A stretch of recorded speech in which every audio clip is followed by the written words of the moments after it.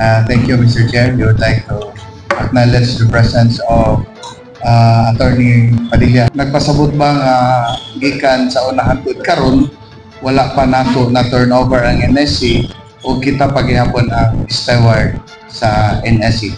Kana lang sa attorney. Follow up lang ko question eh. Thank you, Your Honor. Mr. Chairman, as members of this body, I'd like to give you a brief background because if I go directly to the point, you may not be able to understand the issue that is pending.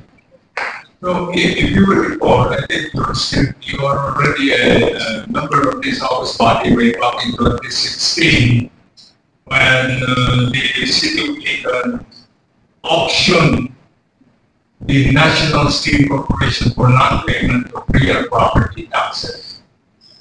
Isubasta sa siyudad ng planta. If you will recall, there was an tax amnesty agreement signed by Lawrence Cruz with the National Steel Corporation. Pagkamayran lang sa National Steel Corporation ng taxes at a discounted price within the span of 8 years. So, ang naitabo, wala nakabayan ang National Steel because National Steel sold the plant to Global Steel. Ang sabot sa Global Steel and National Steel is that if once Global Steel pays the down payment of 2.2 billion, ibalhin ang titulo sa National Steel sa Global Steel. Nakabayad ang Global Steel of 2.2 billion. So ibalhin na unta sa National Steel ang titulo sa Global Steel, i-object si Councilor Rubira, the late Councilor Rubira, and the late Councilor Busito to the transfer of the title because according to them, the total taxes payable was not paid in full. Okay. Wala akong mabayad na. So, wala akong transfer ang title sa Global Steel. So, ang Global Steel, wala akong transfer ang title sa ila, wala akong nagbayad kung real property tax sa city. Okay. Wala akong natuman ang ilang sabot sa National Steel.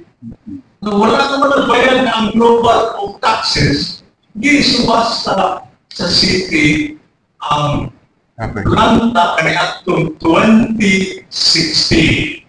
I think some of you here were already members of this August body.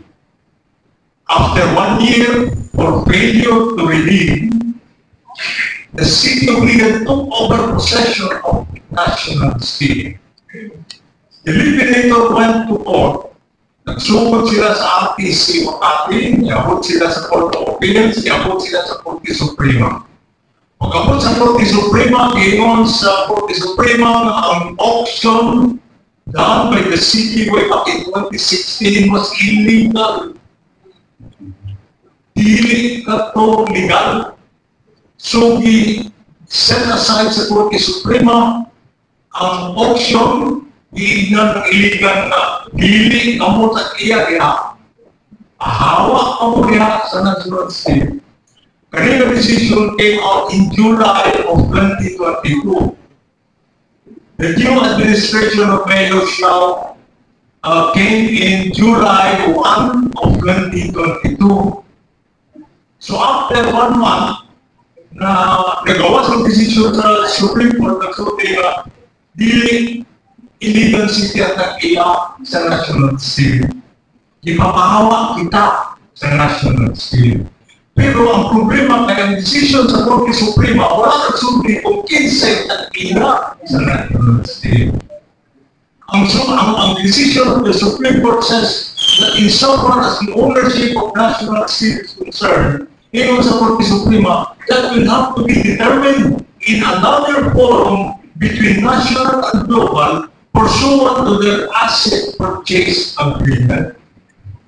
So, ipapahawa kita, pero wala pero wala na tayo kinsay taga. asa ito, kinsay nag-iya. Okay. Muna ang dilema ni Mayor. So, iyak ito ako sa may apumato na kita ba yung gasto pag-sweldo sa mga tao from the time that the city took over possession of National City 2016, ang city ang gabayad sa security for 1 million pesos per month. Pagsunod ni Mayor Freddy, kanitong July of 2022, kita ang gabayad sa security sa NSC at 1 million per month. Now, karon kay kita naman talaga dili kita tagiya, we cannot continue spending public funds to secure private property. Hindi mo na ato. So, nahanong si Mayor na, kasi napuntas ko ka so, natubahan ko na dili kita tagiya, pero kung isulit kita tagiya, asa na itong isulit na property. Now, since the decision of the Supreme Court says the ownership will have to be resorted to NSC and Global, so I thought of sending letter to NSC and Global sa akin na Mayor Freddy. Isulihan na ito sinaway ka mong mga. Tawatan na ninyo ni isulihan kami tagiya. Gusto na naman ni Buyan. Ano yung mga din NSC and Global, eh magsapot ako sa akong pag-peacefully turn over possession of the plant.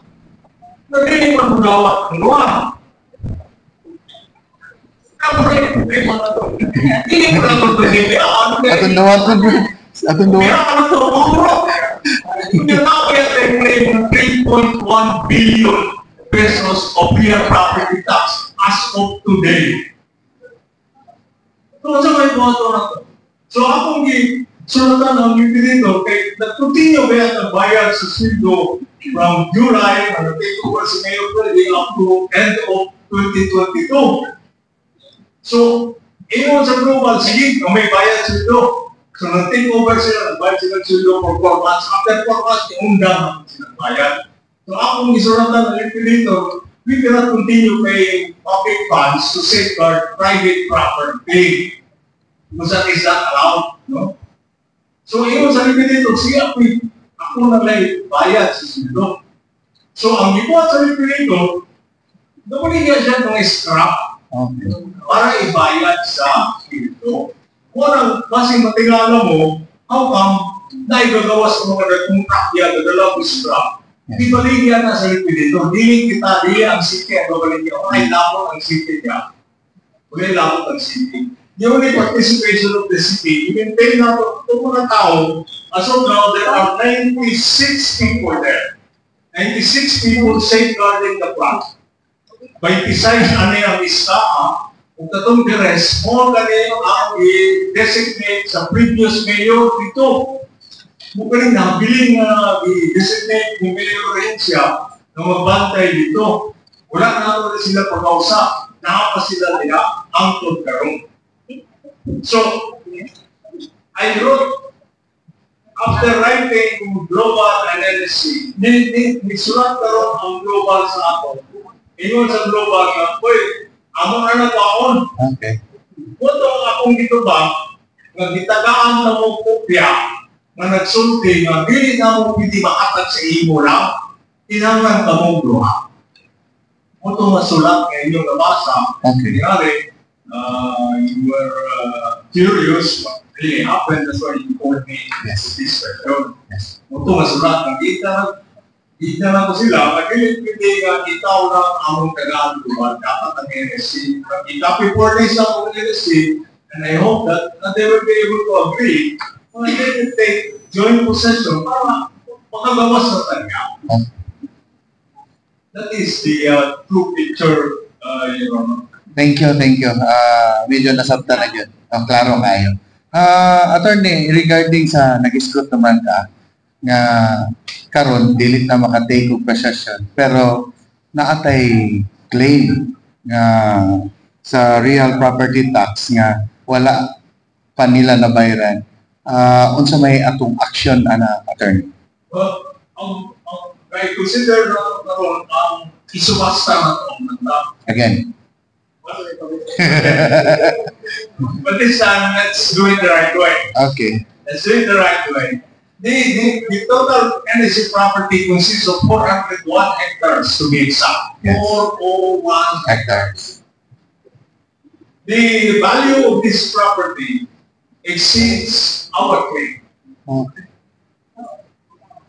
including the structure. The structure in NSC is estimated to be valued at around 7 to 8 billion. The structure with the property of 401 hectares, I'm sure we will be able to recover the 3.1 billion. And that 3.1 billion is running like taxi. Every day it's increasing and increasing with the penalty, the interest and the surcharge. So, ato pagkatanaw kung ato ba siyang isumasta or atong ibaligya. Kaya naamon ko yung nagpahayag po ng mga investor ko, no? Quote-unquote. Nagkagan na kayong investor. Pero manimayo rin siya. Nagkagan na kayong investor. Disro niya. Mawala ang yun. No? So muna yung atong pronoun from yung ato bang isuwasta niya or nakabay serious investor na mumalit sa NSC. Anyway, ang atong success na claim, first liyan mo manipunang bayaran. Panagitan ng alin ang NSC, kita ang lang bayaran sa taxes. So, kung ibaligya ang NSC, dili kita ang magbaligya. Dili kita may tagiya. Dili kita makabuo na ibaligya naman ito. Dili ko ang kasal ito. Kung hindi ka nagsal, because we are not the owner. See. Or kung isubasta na to siya, kung isubasta na to, or atong ang tibo property, mato na yun. Bahala pag subra siya. Pero there is a 1-year period of redemption. Okay. Pwedeng i-redeem karoon sa tagiya. Pero ang pisto sa tagiya. Yan siya tagiya. So, ay, dako ano komplikasyon. Pero, maka-reiterate niya punta sa tungkuan, ay, dahalagin sa tagiya, o kuhaan yun na to, i-claim na to ato ang taxes, pwede na to, posible makuha na to ang property. Yes, we are even toying with the idea of national ipago. Okay. Paano na, ang yuta outright, sa 400 hectares para makuha sa illegal city ang yuta, property na lang. Okay. We are also considering that. No?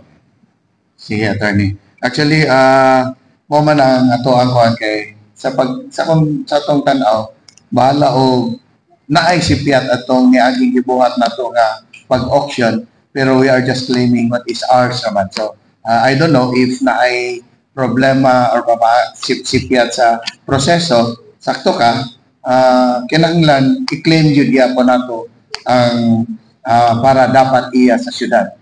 So, dili pod pwede nga pasagdan lang nato kay kabaluta dako pod kay na siya og kaayuhan kung makuha gyud nato na sa syudad. Yeah, of course.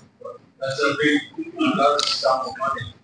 Karon attorney antod karon nagpadayon ta atong 96 ka tawo nato nga. Yes, 96 Antod karon. sila karon Okay. 26 ang iskapa. Ang the rest are tatong personnel na nabilit na parang paniliyo rin siya. Sila kaya ako'y kabantay niya karon. Wala na sila nagtama. Itugalan na nato iskapa. Thank you attorney. Taga na ko higayon ako mga kauban pagpangutana. Thank you attorney. Thank you. Okay, number of una-una thank you kaya ito nila kung biglano din mo ka nang isugod din mo sa sinugdanan na na-appreciate din namin. But anyway, attorney, unsa may latest updates na pag ipadala nimo yung sulat sila ang Global Student NSC, nagtubag na ba sila sa inyong nagsulat na ka sila, di ba attorney?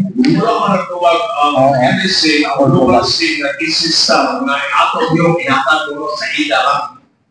Pero Okay. hindi mo sugod si Mayor ay wala mong bisote dito sa kaso na ang global ang tagiya. Kung isa po, ang global dili party dito sa kaso, wala kayo napot ito. Kaya nag-away dito sa kaso, ang NSC o ang illegal city, wala dili ganang party ang global. Kung nagtubag sila sa atong sulat, hindi nila dili, dapat nila iuli na sa amok. Gilagasod kayo. Oh. Kita na po yung balikan sa liquidito sa Sakto. NSC. No? We are in a position where dami video. So ato ani attorney, di lang kita mahadlok ano no kung unsa gay right thing to do na dapat na magkaiwan sa tuwang sa hindi ta mahadlok. So I agree to yung suggestion attorney kato kita magkuha tag 400 square meters. We are considering Consider that at least kung wala magani at least na Hindi 400. pila Ang tong total area sa NSC property is 400. 401 hectares. hectares.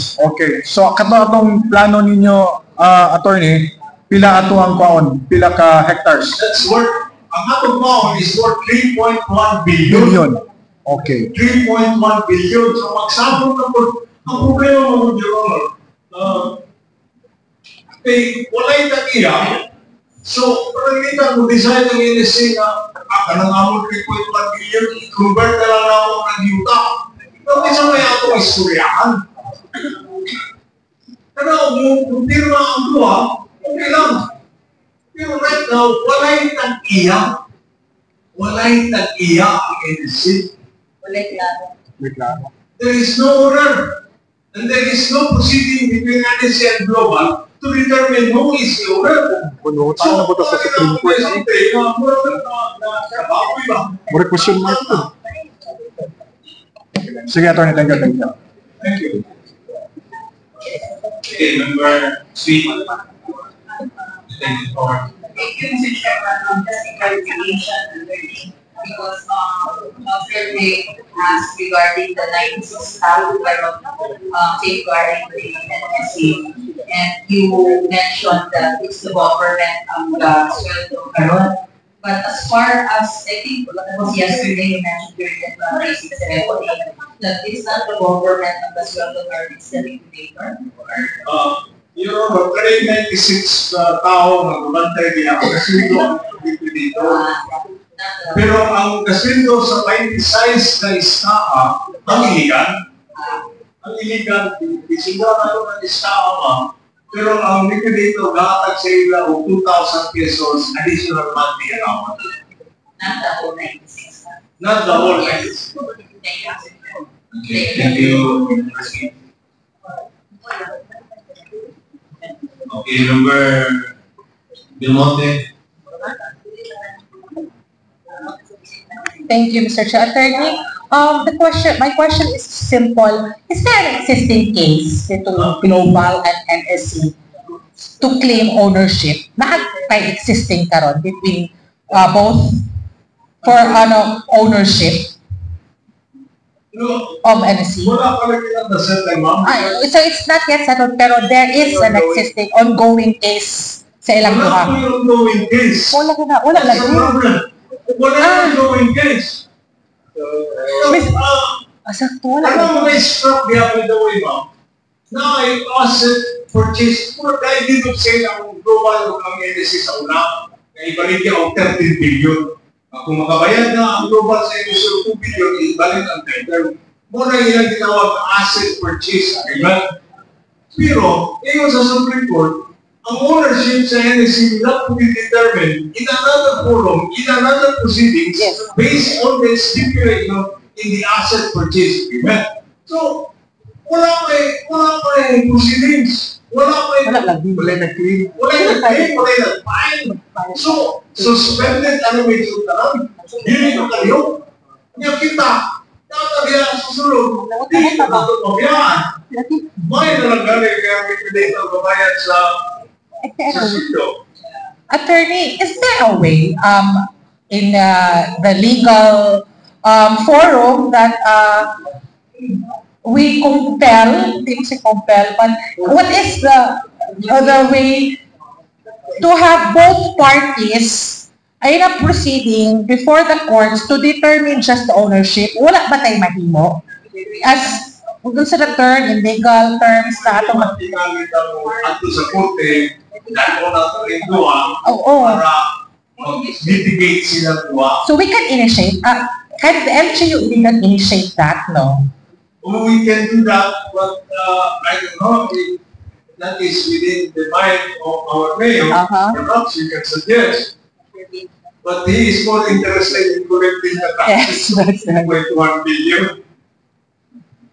Thank you, attorney. It's just a question because, of course, Ms. Attorney, ato yung priority is the taxes katong atong due to us. But this problem, attorney, I think will not be concluded. Wala dyan end. Murang mahimo na siya forever if wala rin nahitabong intervention nga kiningkuha will ma-determine nato once and for all in second ownership. There is one way. Atong isubas na.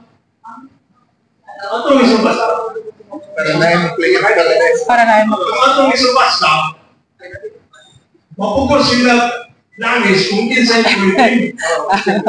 Kaya, pwede, ang takiya. Pero may claim ang city, pwede natin isubas na. But, remember, the title to these properties are still registered with National Scheme Corporation. Wala na siya mabalin sa global. Nakapali sa nalang sa National Scheme. So, if we are going to presume that the registered owner of the title is the owner, then we will presume that it is the tagiya. Yes. Pero kung akong isubas na, paano na rin siya, may hindi. Yeah, and the owner will be forced to redeem it, and then they will be forced to face each other to determine upon the ownership. Sakto. Force. Sakto. Attorney, thank you, attorney, for enlightening us. Thank you, Member Delmonte, Member Santos. Ako lang, gamay na tayo ako. Kamay na imo? Pero siyempre dito. Gamay ako.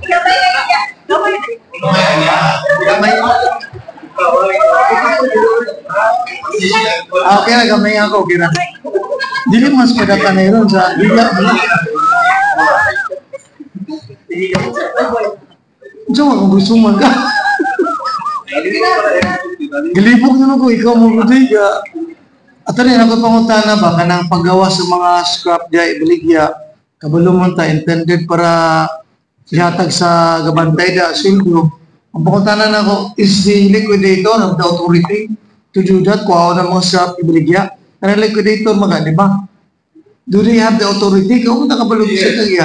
By the way, I forgot to mention to you, dito said, itong gitawag na asset purchase agreement, nai-inventaryo dito sa mga makinarya na ipalit sa global. No? So, na po yung inventaryo sa makinarya na wala ibaligya sa global. So, ay distinction sa scrap kung kisa na ang global na po ng NSC. Ang kaibaligya sa dito, kanil mga NSC. Now, there are also cases na itong mga impero sa global muna, walang mabayari sa NLRC. Nagdemanda sila sa NLRC na ay decision ng NLRC na bayaran sila, wala naman ng global, ako naman sa gawas, nagbira karoon ang sheriff of scrap diya sa global. Ang scrap sa global ilang titira, ibaligyan nila, dibayad ito sa mga empleyado o wala mabayari sa ilang separation package pag-awa sa global. Now, there are also complications there because tayo mga kumplina na nag-ana sa ako, na nagsunti na kaning among kaso ibaligyan ng scrap kanina itong 2013 pa para ibayad sa ako. That was 10 years ago. Nagreklamo sila ng ako ng kwarta. Now, so I know this paper of Peter, ano man yung nagpaligyan ako kaya itong 2013, ano may mga tao na reklamo rin ko na nila wala ng kwarta. Asal na ng kwarta. Di ko nila ito ba? Ito ba? Ang sheriff akong gisulatan, ang ilang himo, nagpulis sila na yung sheriff. Pero nagpulis sila, maybe na po sila property ba ko lang, pumas ko. Nagpaligyan ako sila, bayad ko mga tao magpupina. So, it's really topsy-turvy, it's messy. It's really messy. Okay, Member Santos, Member Christians. Wala na ha? Anyway, attorney, I would just like to say our gratitude for you coming here and for explaining it well. No, I think sa pag-explain sa ato ni Attorney Padilla, klaro naman siguro kaayo ang mga issues nato diri sa NSC.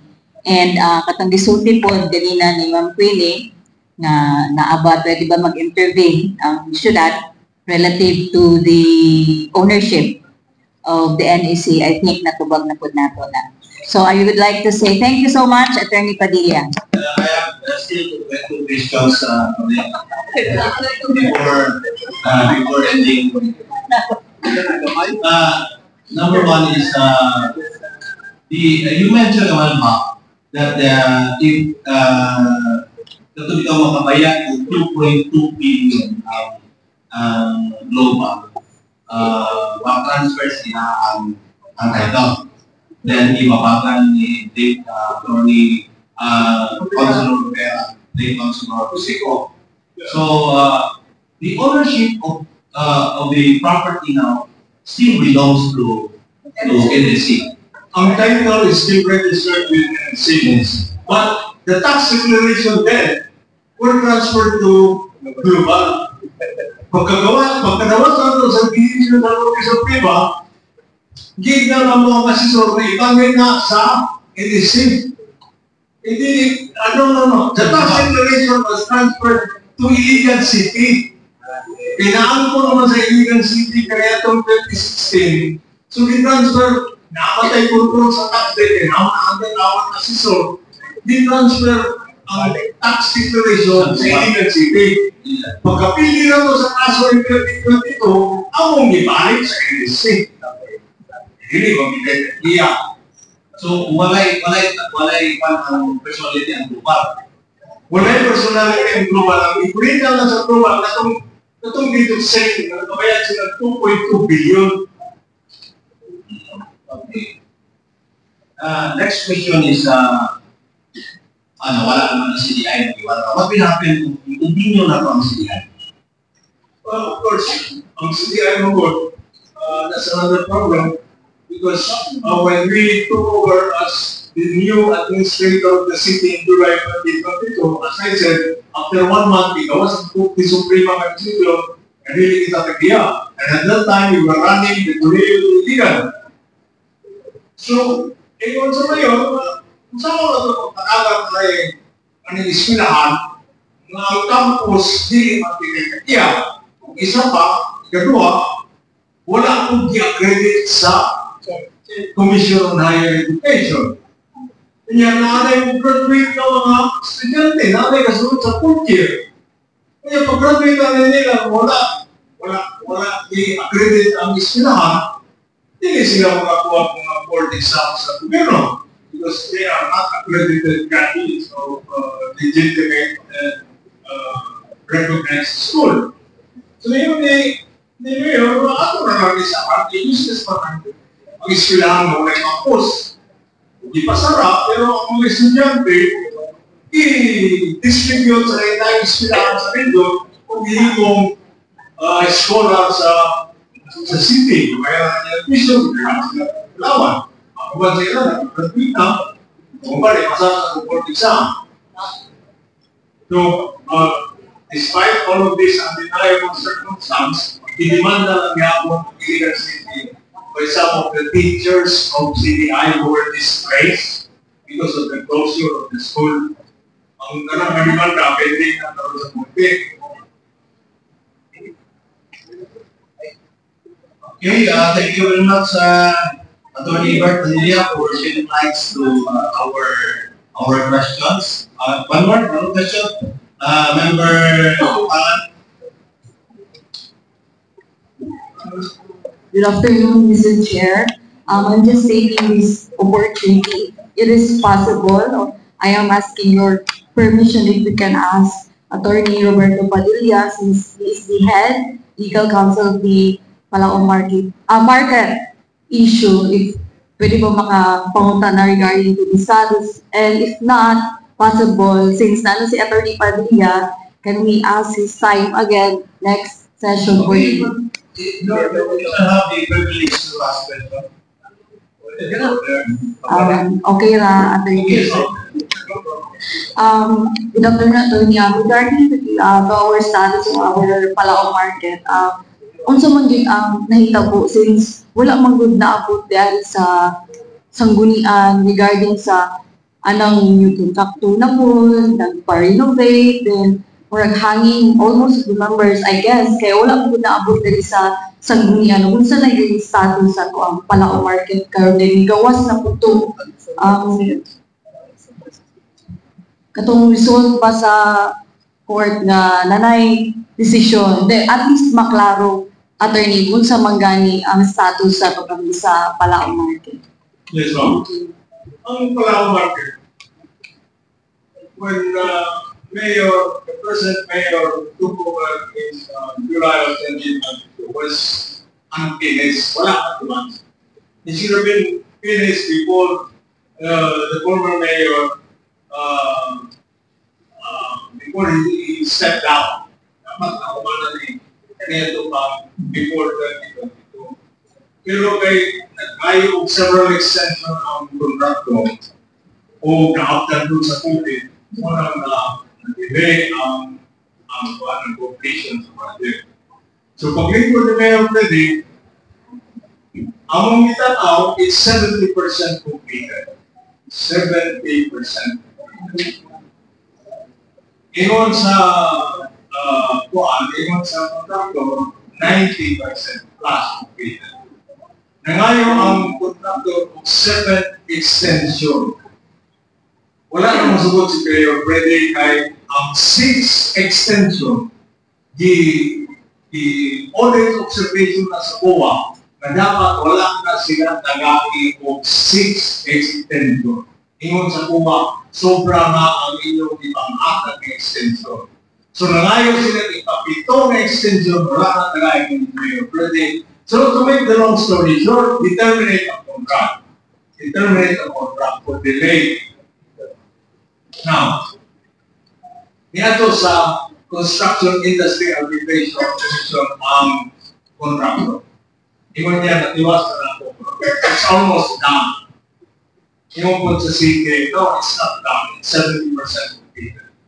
Unfortunately, the SIA, the Construction Industry Arbitration Commission, decided in favor of the contractor. Ingon sa SIA, no, it's almost completed. Mabayad mo iyan CK. Sa kulang.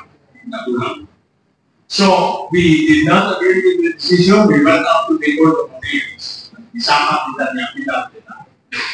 Karon, ang apilasyon na ito, mag-define na ito kaya itong September of this year, is still pending in the Court of Appeals. Nagpadala na o sharing ang SIA.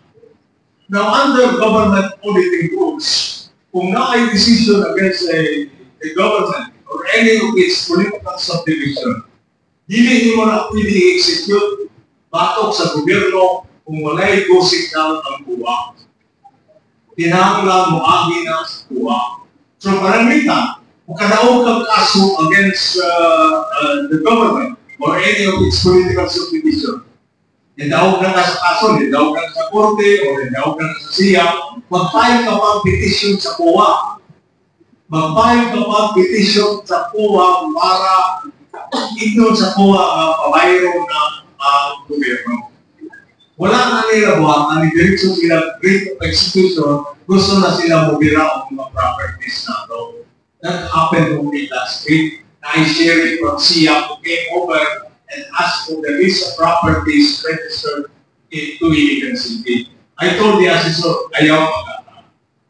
Because that is not in accordance with the rules. Number 1, wala mami sa COA.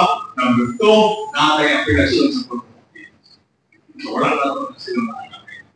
Ang mga na yung status karon sa public market.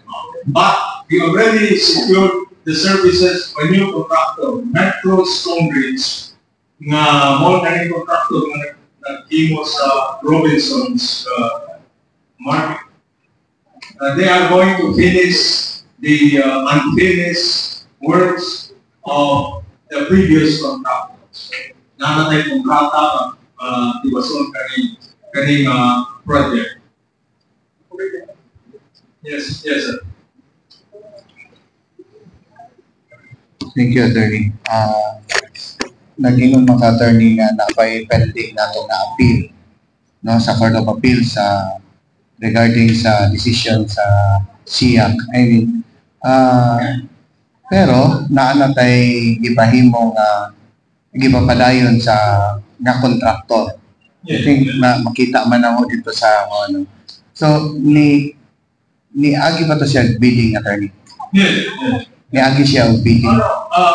Under government procurement law, Republic Act 8184, kung determinate ang contract, ang allowed of something procuring entity, ang legal entity can enter into a negotiated contract with any legitimate and non-able contractor.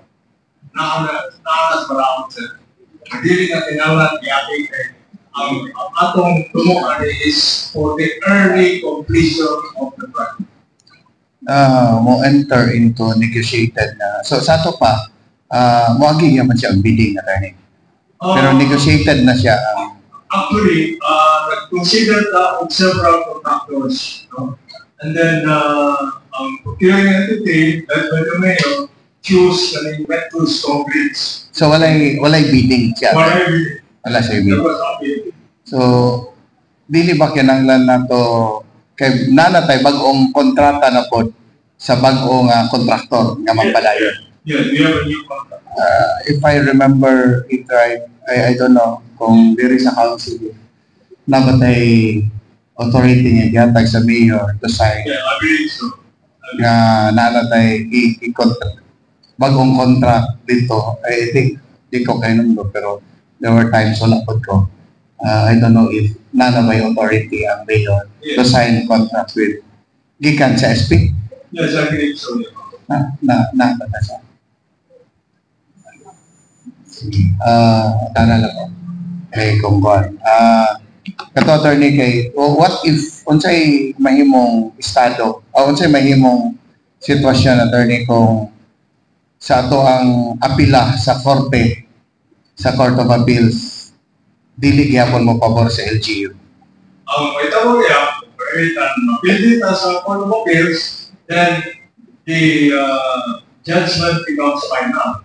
We have two options. Either we don't appeal to the Supreme Court, we just abide by the judgment of the Court of Appeals, and then the contractor will have to file a petition before the COA. Before the COA, they will have to file a petition to execute the judgment. Sa claim, sa ilang And the claim. COA will have to come into the picture to determine kung asa kuwaon ang kwarta na ibayad sa contractor, pursuant to their auditing rules and regulations and power over the offers of the government and any of its political subdivision. Naman ko sila yung supervisory powers atong kwarta sa gobyerno. So, ang buhaton sa contractor, kung muna, kung balik sila, magpahit sila ng petition sa COA, ang COA, Para makuha nila tong ilahang claim kung nga. ang COA mo determine na yun kung asa kuwapon ang kwarta na ibayad sa nila. Mauna yung trabaho sa COA. So karon wala pa nila buhata pero padala na sila og secret. Muna ang chika na COA na kung padala yung listahan sa accident kaya nagpangayo. Any execution against the offers of the government, dili mo na pwede nga magbiralan sila kwarta sa atong appropriation. Kay what if the money was already appropriated para isildo sa atong mga tao and then ilang isildo? Like, That is why the COA will come into the picture para i-determine kung asa kuwakon ang kwarta. Dili nila pwede makuha ang kwarta that was already appropriated for a particular purpose and was ma-paralyze ng operation sa gobyerno. attorney, dili ba siya kabahin sa unang appropriation nga para sa Palao Market nga i-appropriate nato ana nga budget nga ilang gi-claim appropriated naman to daan para sa ato ang project sa market. Yes, and that is what we are going to use to finish the project. Ay. Yes, it was appropriated for Palao Market. So, if akong pasabot attorney, if modaog sila sa ilang claim, naa naman to appropriation daan para ibayad sa ila. Sa ato pa gigamit nato sa lain ang kato nga appropriated nga project nga unta ila para sa ilahan. Wala to i-appropriate para ibayad sa ila. I-appropriate ninyo to para ibayad sa Project. Oh, There's a way of difference okay. between what you're saying and i-appropriate para ibayad sa kontraktor. No, i-appropriate para ibayad Sa project. project. Pero kabalo man ta nga katong ilang claim is para man to sa ilahang i-claim nga completed na nila nga part sa project. So dapat katong nga ilang i-claim karon nga dapat bayaran nato para sa ilaha, wala man sila nag-claim og lae gawas sa katong nahuman nila na complete nila. Yeah, we dispute that. Wala man natin nagawa. Okay. Wala natin nagawa na kung ilang ipin. We disputed that sa matter of fact, we went to appeal. Okay.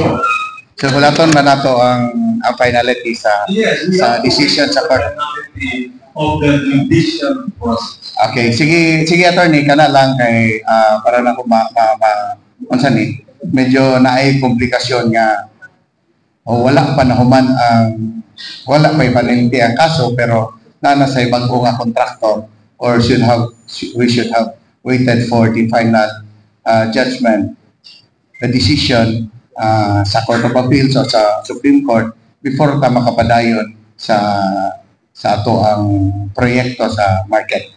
Mo na kung una-una. No, as a matter of fact, Republic of 9184 says that if the contract is terminated, dapat ipanayon diretso. Dili na magulat sa kaso. Okay. Dili na otherwise ma-prejudice ang party. Okay. Muna di mandato sa balaod. Kung i-terminate mo ang project, mangita ka dayon diretso o gayong kontraktor para tiwason. Otherwise, kung imong hulaton, mahuman ang kaso, mahuman ka ng nakulong at tuloy, mahulog na itong atong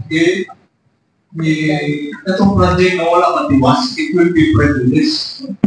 So muna, kung ako lang isunod ang Republic of 9184. Okay. Thank you, attorney. Thank you. As member of the council, attorney, I think kami po, pwede siguro pinaagi sa ato ang sangguniang paglunsod kuha may kopya sa kontrata between sa LGU sa ato ang bag-ong contractor karon nga nagpadayon sa project sa ato ang public market. Thank you, Mr. Request for the official, we Contract. will wait for the official request of the SB. Okay. You're welcome. Thank you. Thank you. You're welcome. Any more questions? Wala na. So, salamat sa imuhang panahon, attorney. Salamat kayo. You're welcome. Thank you.